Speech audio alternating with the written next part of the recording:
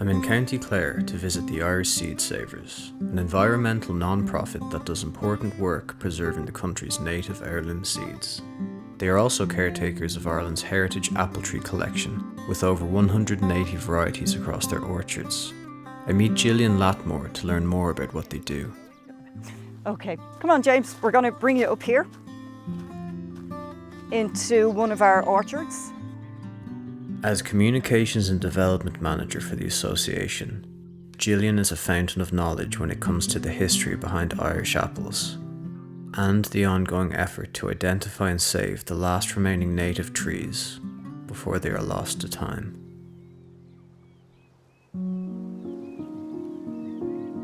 Would there be a lot of varieties here that you wouldn't find anywhere else in Ireland? Yes, absolutely. Because they would have been in decline and they would have gone into extinction. So what we do here at Irish Seed Savers is we practice conservation through use. So every year we make between 30 to 40 of those Irish heritage apple trees varieties available to the public to buy. So we would graft, say, a couple of hundred of each of those 30 to 40 varieties, and then the public can buy them, plant them in their gardens, and that's conservation through use. It's keeping the varieties alive. They're divided into a couple of categories. There would be cookers, there would be eaters, there'd be cider makers. So each of them would have been saved through generation to generation for their culinary use. So that's why they are considered a heritage tree. It's not just that it was somebody planted a crabapple pip in a ditch and it grew. There must have been a lot of research reaching out to people to find out where these varieties originated from? Yes, so that's how Irish Seed Savers was founded. Our founder, Anita Hayes, is an American lady. She came here and she realised that the Irish heritage apple trees were in decline, and also that the Irish native seeds were in decline as well, and that nobody was saving them. She came across a thesis written by a gentleman called Dr. Keith Lamb, who was associated with UCD in Dublin. In the 1950s, for his thesis, he set about going all over Ireland on his bike, trying to identify where there was remnants of these old trees and collecting the sign wood and conserving it. So Anita Hayes was aware of Dr. Lamb's work. He had retired at that stage. She was, probably only in her 30s at the time. He said to her, if you do the legwork, I'll kind of do the scientific end. And so between the two of them, they set about furthering the research. The legacy of that today is that in Dr. Lamb's thesis, he would have identified, a list of a lot of apple trees that he felt that were still missing. But as of today, we have found many of those and introduced them into the collection. Anita and Irish Seed Savers would have put, a call out to the public to say, if you think you have an old heritage apple tree in your garden, give us a shout. We'd like to come and identify it. And then, samples would have been taken, sign wood would have been taken, or even as Dr. Lamb was a pomologist, he would be able to identify the tree from the apple itself. To this day, we continue to conduct research to try to find, like that, the lost heritage varieties or even new heritage varieties of apple tree, because the window is closing. An apple tree at the most will probably only live 120 years.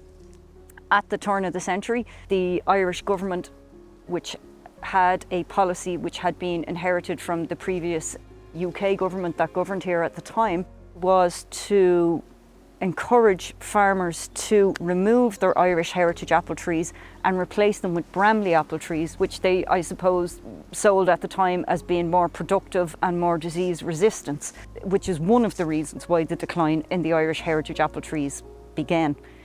So like that, an awful lot of those trees, the very old trees that might be left now, might be just coming to the end of their lives. So the window for us to find the last, let's say, couple of unique varieties is closing, and so that's why we'll continue our conservation work. Okay, so there's still a lot of work to do. Yeah, there's still a lot of work to do. Well, would you mind showing us some of the varieties that you have here? Yeah, come on through,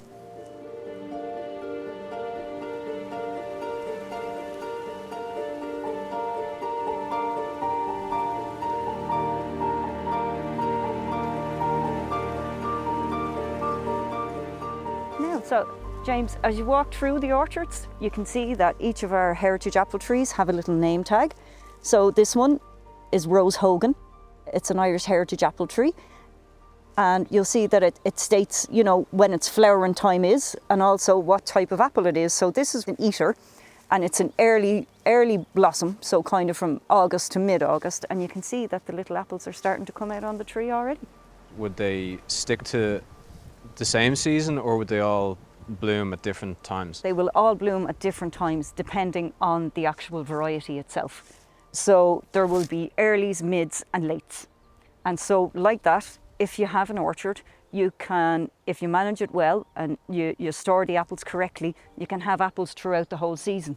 Okay. And you could have apples all the way up to November, December if, you know, you get a late harvest then, the end of October, and then if you store them in straw, they should keep then for a good couple of months, and you can have apples all the way up until Christmas to make your dessert.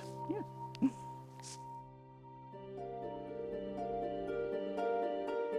Now, James, come on up here. I'll show you one of our unusual Irish heritage apple trees. This one's called Belvedere House. It's named so because of its provenance. The original mother tree was located in Belvedere House and Gardens in County Westmeath. You can see that it's quite unusual.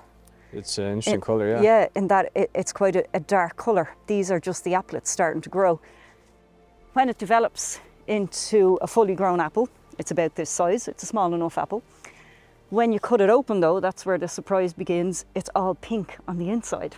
Okay. So it would be used quite frequently to make apple jelly because it's a beautiful pink colour. Right. It would also be used for kind of open tart flans, you know, so you can still see the pink colour as well on it. Yeah, so this is one of the most unusual trees that we have.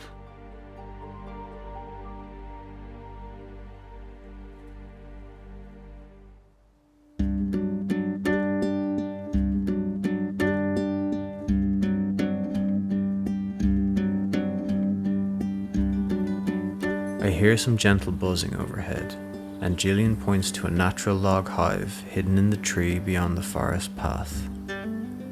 One of 4 on the property, it's home to the native Irish honeybees that pollinate the land here. Built to mimic their hives in the wild, it's very low intervention. When the bees are swarming and in search of shelter, a few drops of lemongrass oil are added to the opening. This is reminiscent of their pheromones. If it proves enticing, they will set up home for the season and set to work.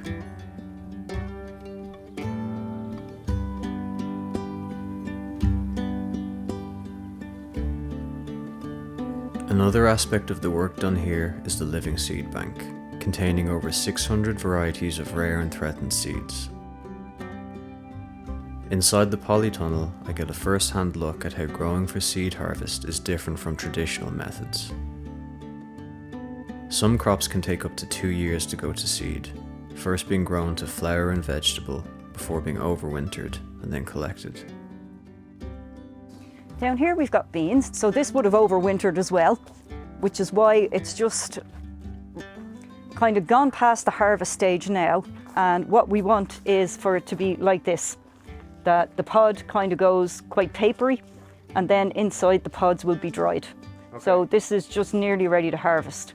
We'll be bringing it inside soon, and then it will dry a little bit further in our solarium, then it will dry a little bit further in our drying room, and then it will be stored in our fridge.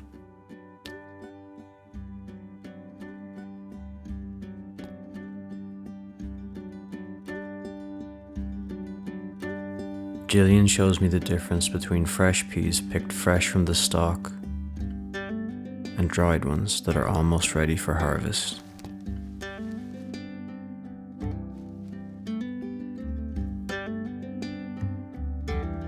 Everything that we see here is bound for the seed bank.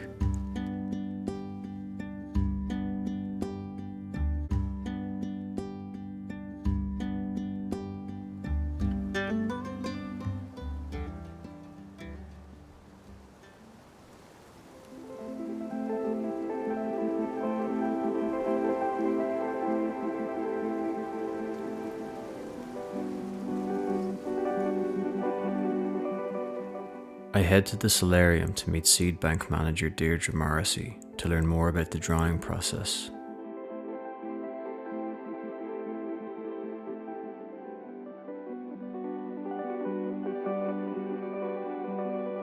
So you can see that we've got tarps overhead because direct UV light can affect the seed. So we don't want direct sunlight on the seed when we open the pods. And then in here as well, we're looking after the temperature. We're kind of, controlling as well the relative humidity, because seeds, they're living organisms and they can imbibe moisture. Moisture is great when you want to germinate a seed and get it going, but at this stage we're drying it out. So we want to desiccate the seed, dry it out so that we can save it for the longer term. So down here, they'll stay here for about 2 weeks, 10 days to 2 weeks. We'll turn them, make sure that, if this side is moist, that, we'll turn it over so it doesn't get moldy. And then once they've been here for about 2 weeks, then what we do is we start the process.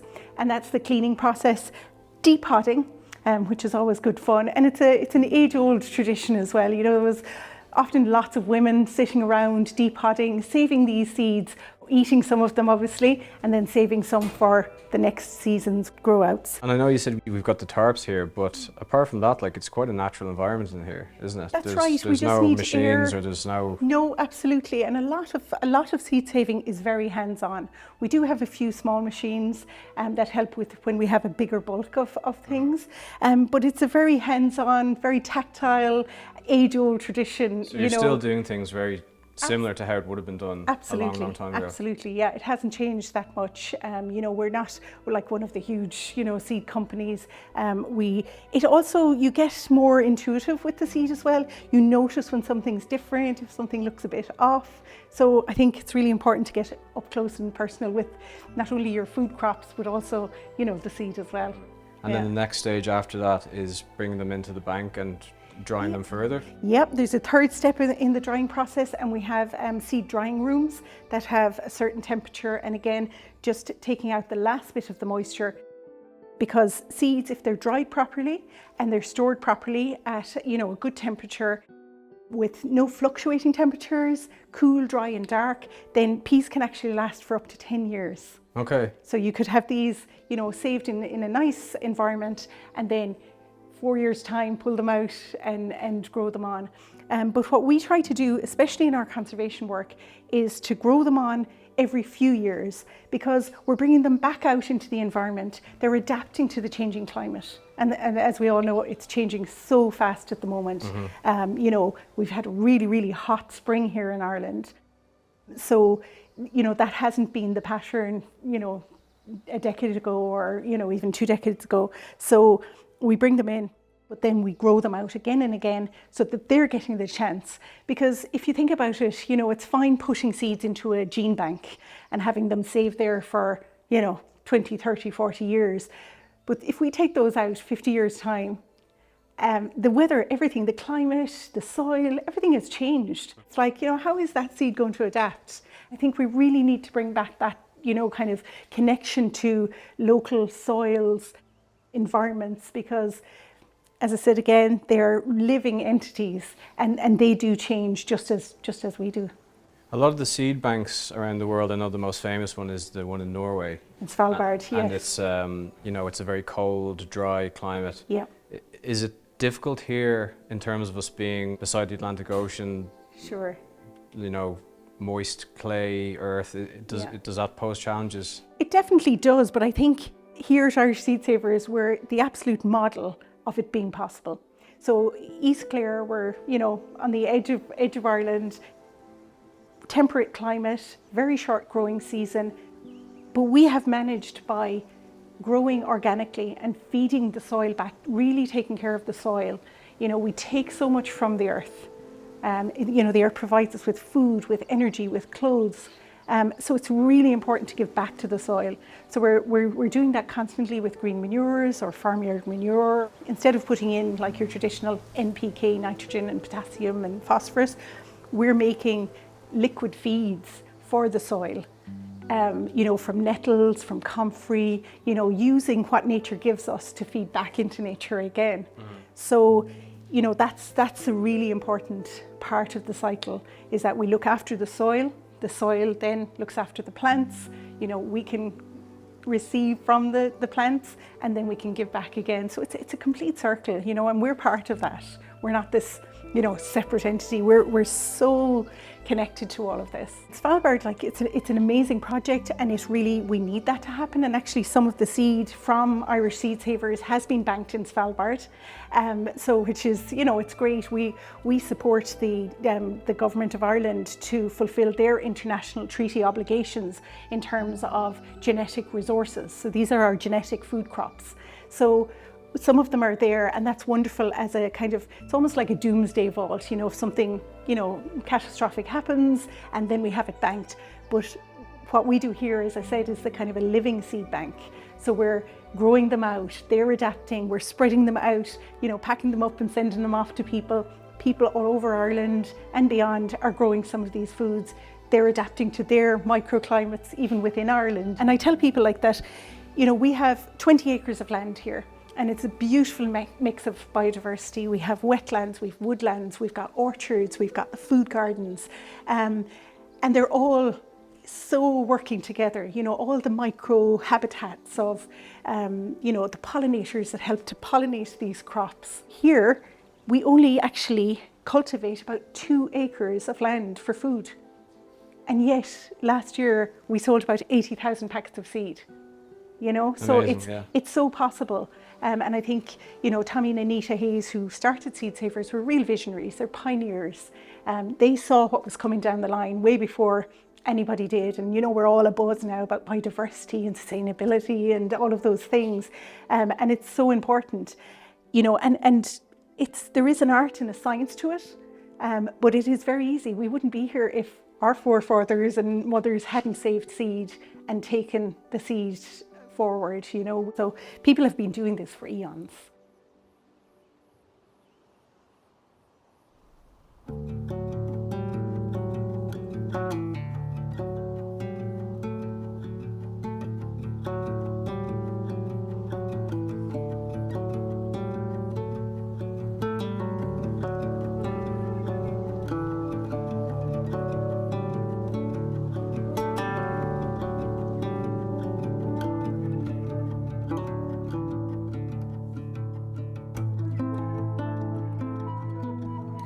I catch up with head gardener Damien Regan. I'm curious to know how climate change and unexpected weather affects the work that they do here. We're definitely seeing extremes. We're seeing, kind of cold, wet springs, and then kind of it seems that we're getting these dry starts to the summer. And then who knows what the rest of the summer is going to bring, but we can kind of expect extremes, and even we can probably expect some high winds in the summer and some storms at different times, which I don't think we've seen that as frequently in the past. We're kind of on a heavy clay soil here, so we have to be quite careful of when we start to work it. And this year we were waiting for a long time to get in because it was quite wet. And then once we did get in, then it kind of got really dry really quickly. And what about the nutritional value of vegetables and seeds now versus 70 years ago? Yeah, so the most commonly grown carrot in Europe, it's kind of said that even in organics, that it doesn't actually taste good, that it's grown because it's easy to harvest and it stores well. So it doesn't break when you try to harvest it by machine because they're kind of pulled up by the leaf. So the flavour has a direct relationship with the nutrients. And so if we're selecting varieties for things like storage and, the ease of harvesting it by machine, then we're selecting it for the wrong reasons in terms of nutrition. So the varieties that we're growing, they're all heritage varieties. They haven't been selected for being easy to harvest with machine. In some cases we have garden peas that are over 2 meters tall, but some of the flavors are exceptional. So yeah, there's absolutely no denying that when you go into heritage crops, you get a lot of options around flavor. That's an interesting point, that a lot of people who might not necessarily be as interested in the nutritional value of their food, they're more interested in the taste and the flavour. They don't realise that the two are so closely linked. Yeah, there's a test you can do with a refractometer, and you put some sap from the whatever the crop is just on the lens, and there'll be more refraction the more nutrient dense the crop is. So yeah, it's a really good kind of clear way to see. I mean, the healthier the soil, the healthier the crop. They've done tests, and there's a direct relationship between, if you're eating crops from a certain soil, the same microorganisms will be present in your gut as are present in the soil that the food is coming from. And a lot of problems with soil degradation is related to modern farming methods? Yeah, like there's, even within organics, like in large scale organics, it's essentially just people are using conventional methods and they're just kind of then, using them in an organic system. So you can still apply like fertilizer, but it'll be in a different form. It might be chicken pellets or something. Whereas essentially like what we're more interested in is something more like a kind of type of biological farming. So we're interested in the life of the soil and the health of the soil and the health and the life of the plant. Do you think more people in Ireland are coming around to that way of doing things? I think we're the lowest, or the second lowest, I think just behind Malta, land area covered. So we're at about 2%. And you have countries like Austria and Switzerland that are up around 20 and 25%. So Ireland it's a traditional country, and tradition has moved to conventional methods of farming. So we're kind of behind that movement, but people are growing at home, but in terms of like large scale consumption of organics, we have quite a way to go. I think the transition from conventional to organics can be, there can be some sort of stumbling blocks there. Like sometimes it can take a few years to see sort of the benefits of switching to organics. But across the board, you hear when people do make that switch after a few years, they see improvements in yield and crop health. There needs to be incentives there and support systems for people to be motivated to make that switch. I'd say the organics is it's gonna become more and more popular, but like it's just the cost of it. A lot of people find it hard to kind of pay that extra, like they literally can't afford it. We see like these kind of like discount stores all over the place, so people are still going to be looking for cheaper food, like as we have issues with like the cost of living and all of that. So I'm not sure. I think there needs to be maybe some subsidies for people to make that food accessible. Yeah, it's easy for people to talk about you should grow and eat organic food, but there is quite a class divide. For sure. It's easier to talk about it, but to actually go out and spend the money, it's expensive. Yeah, and it's not been spoken about that much in Ireland, that class divide, but I know like in places like the US, it's really recognised. We have students here come through a university in Limerick, and they're studying in the university in New York, and I always have the conversation with them about, the affordability of organics in New York, and it just isn't affordable. And like, I think even there's a possibility as organics gets more popular in Ireland of that even becoming more of an issue. But I think, we just need to maintain an awareness, and it has to be around education as well, and looking at when you buy organics, that it's not just that you're paying extra to put something organic in your body, but it's an investment in your health. It's almost like a charitable donation to an environmental movement. You're also supporting a farmer who's working in an environment where he's not having to use pesticides and herbicides and chemicals. So you're kind of supporting local employment and kind of healthy local employment. So there's so many layers. Like, it's so much more than just handing over a bit more for something that seems the same. There's so much more to it than that.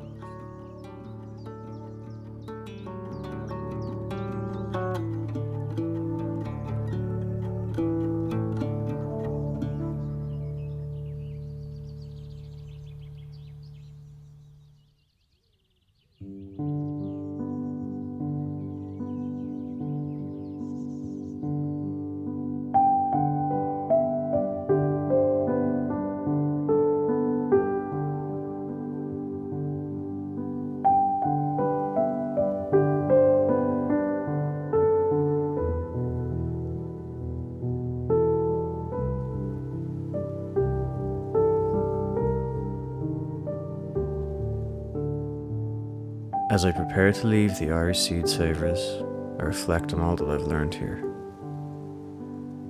The innovation, knowledge, and above all, passion for what they do is truly inspiring, and seems just as precious as the seeds that they care for. With any luck, the work being done here will continue to blossom for generations to come.